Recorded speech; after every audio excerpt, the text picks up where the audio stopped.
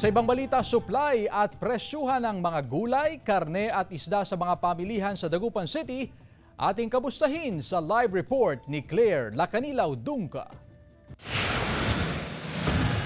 Claire?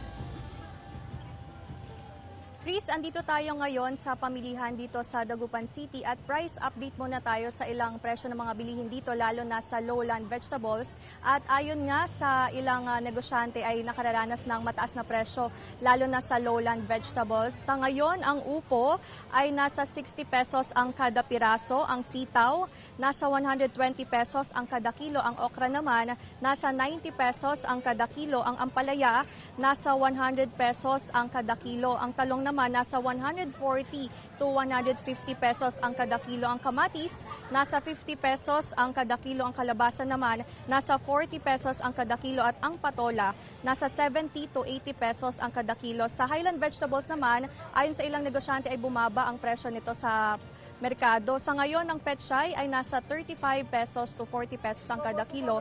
Ang beans nasa 120 pesos ang kada kilo. Ang repolyo naman nasa 20 to 25 pesos ang kada kilo. Ang carrots nasa 40 to 50 pesos ang kada kilo. Ang patatas naman nasa 50 pesos ang kada kilo. Ang sayote nasa 20 pesos ang kada kilo. Maging ang cabbage ay nasa 20 to 25 pesos ang kada kilo. Ang sibuyas nasa 80 pesos ang kada kilo. Ang bawang naman nasa 120 pesos ang kada kilo. Ang baka ngayon nasa 400 to 420 pesos ang kada kilo. Ang baboy nasa 340 to 350 pesos ang kada kilo. Ang manok nasa 200 to 220 pesos ang kada kilo.